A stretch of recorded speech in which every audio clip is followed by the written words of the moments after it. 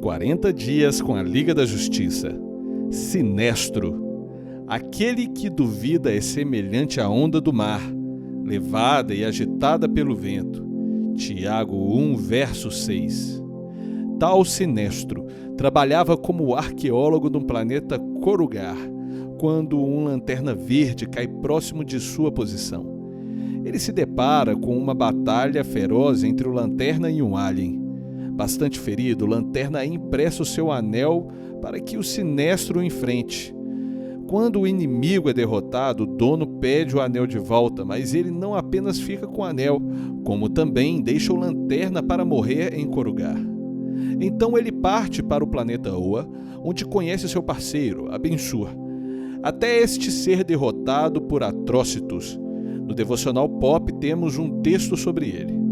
O anel escolhe Hal Jordan, que se torna o novo aprendiz de Sinestro. Secretamente, porém, ele dominou seu planeta natal e o governava como um tirano. Outra vez, disse: quando os guardiões descobrem suas atitudes, o aprisionam no universo de antimatéria. Neste lugar desolador, ele conhece e faz uma aliança com o grupo dos trovejantes, que fornecem a ele o anel amarelo, que usará contra os lanternas verdes. Sinestro é um dos piores inimigos da tropa e, eventualmente, possui um grupo composto pelos piores vilões da galáxia. Este grupo recebeu o nome de Tropa dos Lanternas Amarelos, ou Tropa Sinestro. Atrocitus, o líder da Tropa dos Lanternas Vermelhos, foi responsável por plantar as primeiras sementes de medo em Sinestro. O medo é o elemento condutor da força dos construtores amarelos, assim como a força de vontade é o elemento que dá origem aos artefatos verdes. O seu anel também precisa ser recarregado em uma bateria amarela e tem capacidade de controlar todos os outros anéis amarelos. O personagem de hoje nos ajuda a compreender um dos maiores inimigos de nosso chamado, o medo. O medo surge quando permitimos que a dúvida se instale em nosso coração.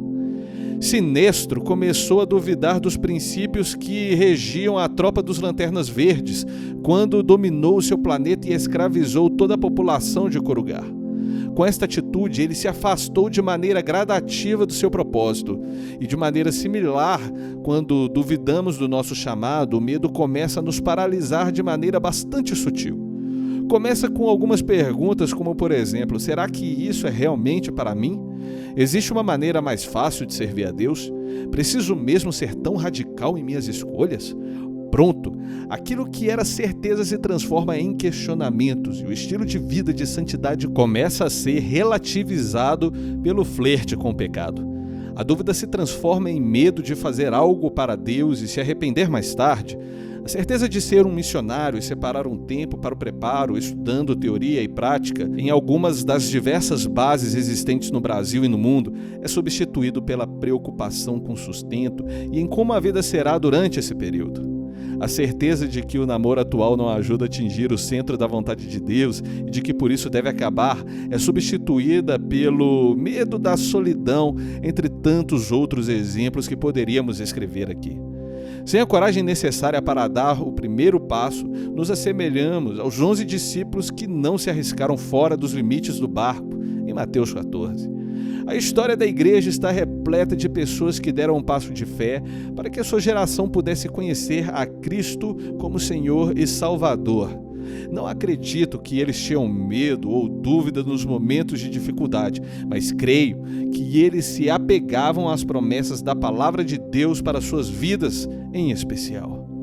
Não tenham medo deles, o Senhor, o Deus de vocês, é quem lutará por vocês, está lá em Deuteronômio, capítulo 3, verso 22. Que nossos predecessores sejam um exemplo de como devemos agir hoje. Chegou a nossa vez. Desafio: leia Marcos 1, 16 ao 20, com ênfase na maneira como Jesus chamou os discípulos e como responderam a ele. Agora analise como você tem lidado com esta questão em sua vida. Você é como eles ou precisa de mais alguma coisa para aceitar o chamado para a sua jornada? Abandone o medo e abrace a sua missão.